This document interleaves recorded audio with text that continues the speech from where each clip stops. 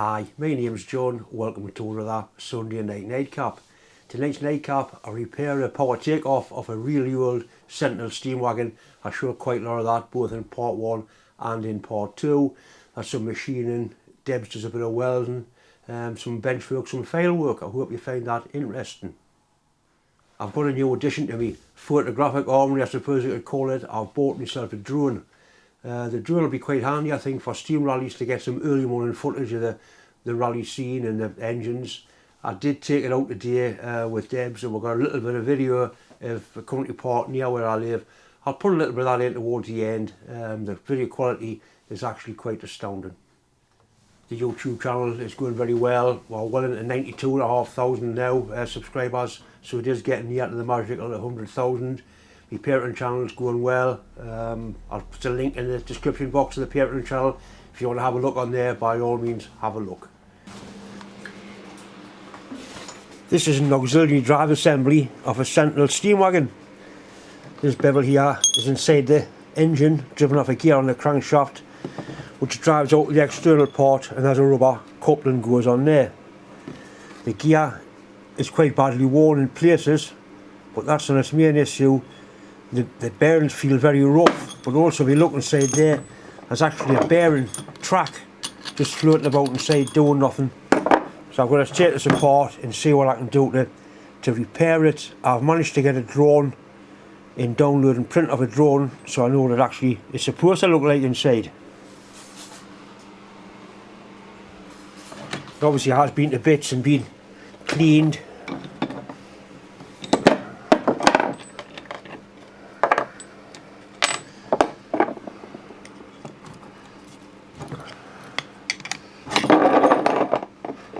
That gear has a decent fit on there, and there's a little key in the end of there, and you can see we've got a bearing in a race, but the outer track is just rattling about inside there. Take the other end off and so we can get the shaft out. You can hear the bearing is completely shattered, but it is 1935, so you'd expect that. Take this part off next. I don't know how tight it's going to be. Right, I'll take it across the vise, take it off, then bring it back. Right, that was really tight to screw off. I'm not sure what the threads are like in there, under there.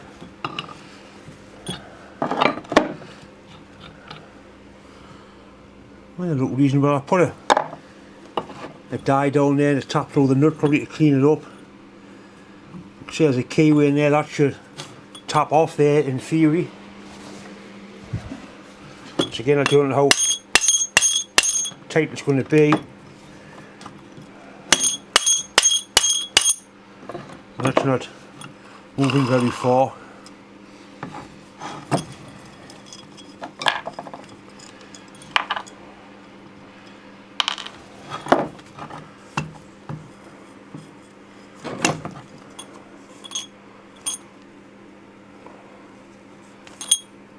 I'm going to put a mark on here just to make sure it goes back in the same place.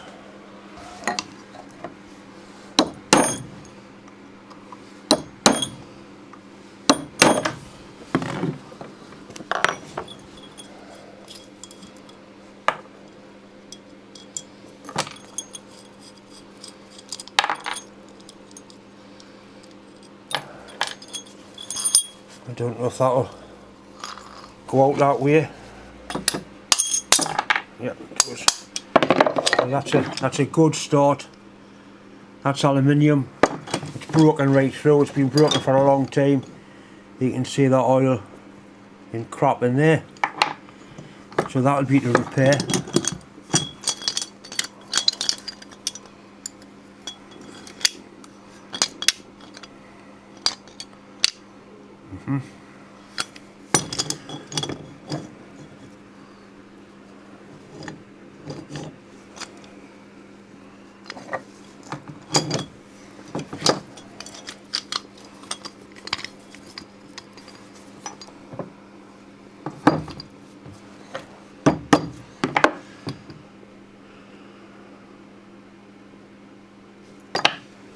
I think I need to take this to work and press that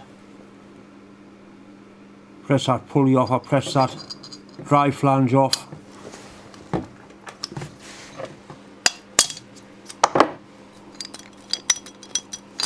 Because unfortunately that bearing there is bigger than that one, so that won't come out through the hole.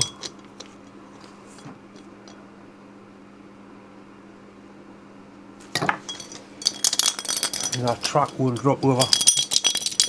Track might drop over the top. Not quite.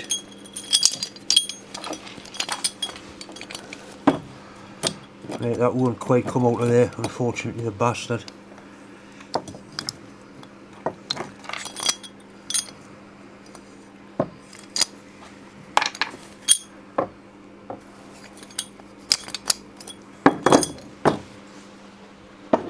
Right, that flange actually tapped off there, wasn't that tight. That off has a little key in there, we'll take the key out.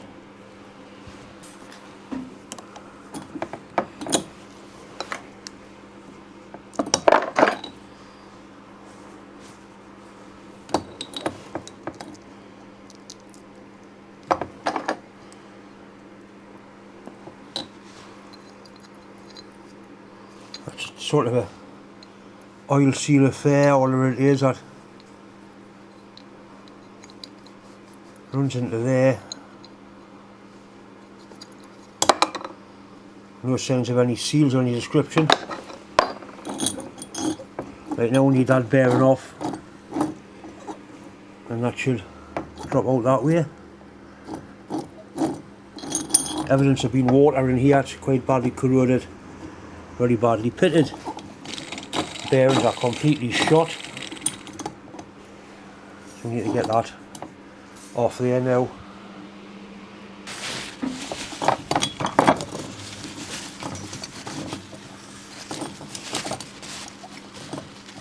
And clean the rust off with a bit of emery tape, and then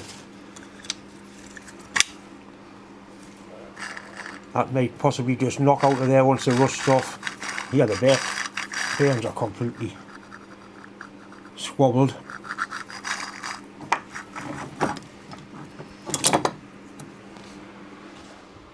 Now we'll give it a try and see if it will just tap out of there. It'd be nice if it did. And the gods of the bearing fit are looking down on me today for that to come out of there like that. Right.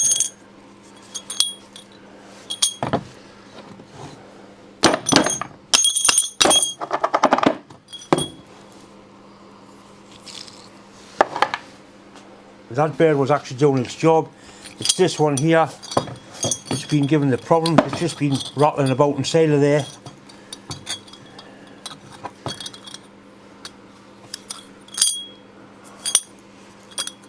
Just lying about inside that housing, doing nothing.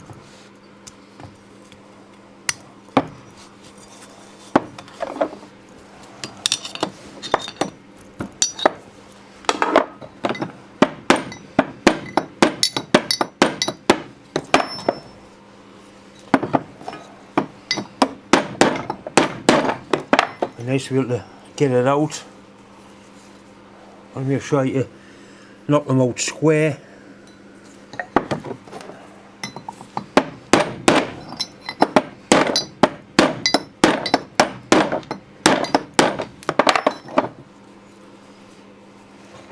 Strange how that moved. It's a good fit in there, but there's nothing there to hold it in that I can see. Just about there.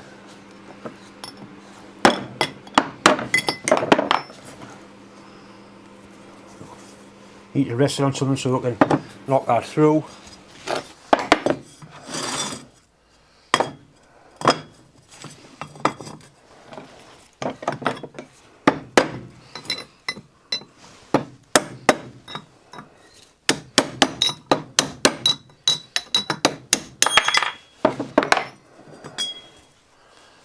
There's no apparent wear in there.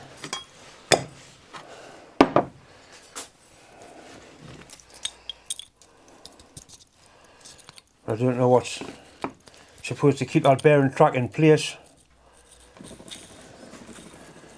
Loctite will keep it in place and it goes back together, but that's not the point.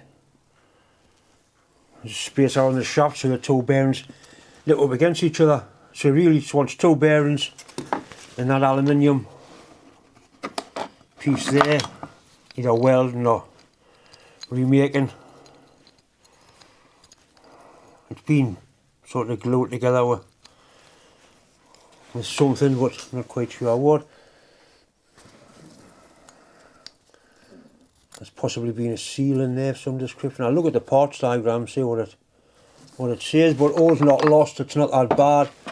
The wear on that gear, well, it's got wear on the gear, what can you say?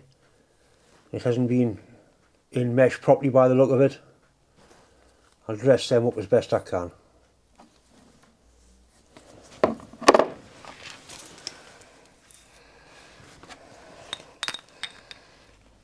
That's a reasonable fit on there. Lovely bronze casting. When they made things in them days, they certainly made them. And those bearings are rather noisy. They would probably run forever.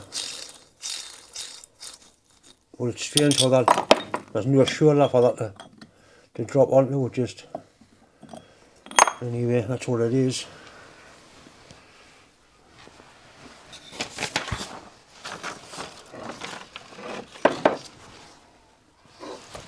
Parts we're looking at are this lot here,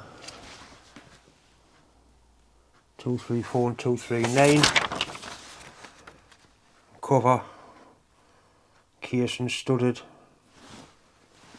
You could buy a complete assembly, axle driving complete with spindle, gear bearings, spider and nuts, casting spindle, driven to ball bearings, 7/8 Hoffman. 1-inch Hoffman roller bearings. Something will be available for them. So the only thing I've got really to repair is this.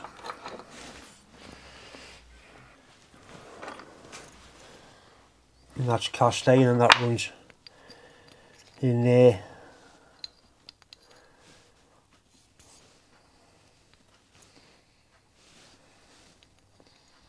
I've seen sort of seals like this before, like what they call a thrower seal.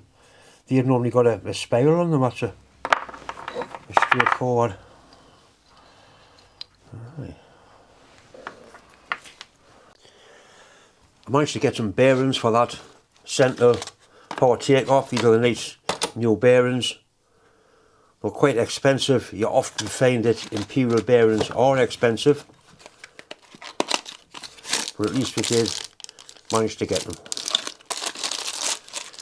So before I put it back together, I'm going to clean these threads up because the ends of the threads are damaged, partly with me hitting them, but the threads were tight. Anyway, I need to identify the thread. It looks like 5/8 Whitworth, but you never know, so we'll measure it. It is indeed just under 5/8, and 5/8 Whitworth is 11 TPI, so we'll put a 11 TPI on there. And you can see that is 11 TPI. So it's a 5/8 Whitworth thread. Now I have got a 5/8 Whitworth tap. And I've got a 5/8 Whitworth die nut. So I can clean the threads up. Then I'm going to put it in the lathe and give it a light polish. And then hopefully start reassembling it.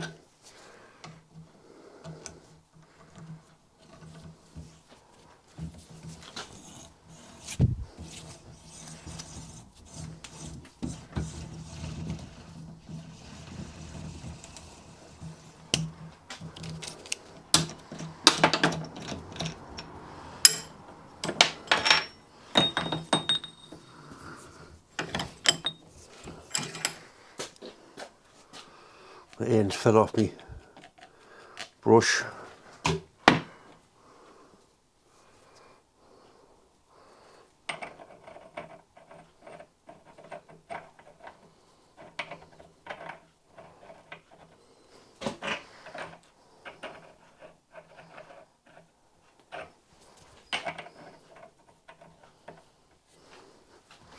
Make sure it starts straight. Certainly looks straight there.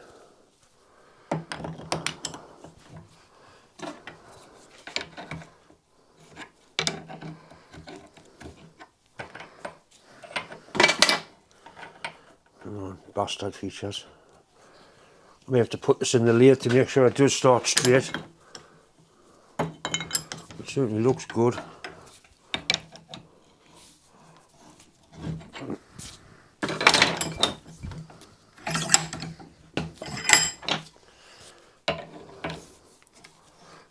Yeah.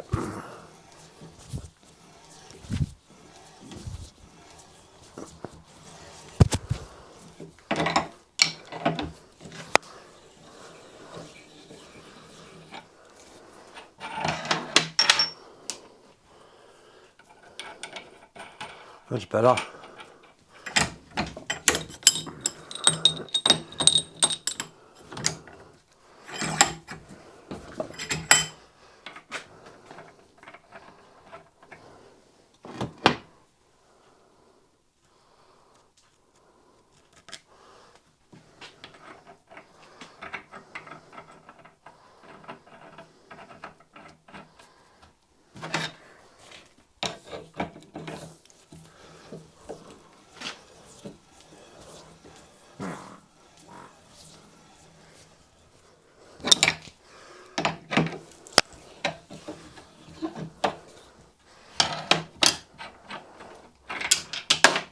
Bastard thing.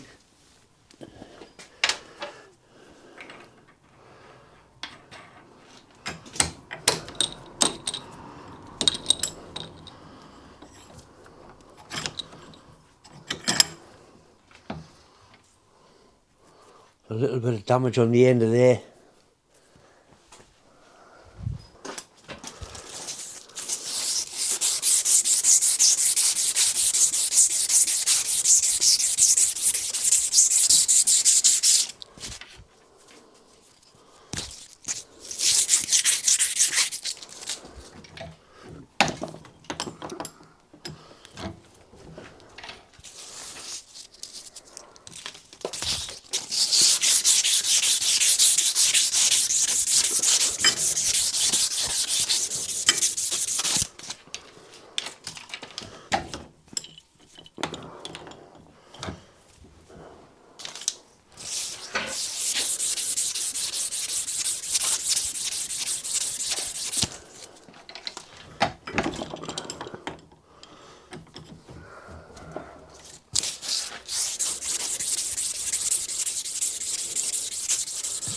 Right.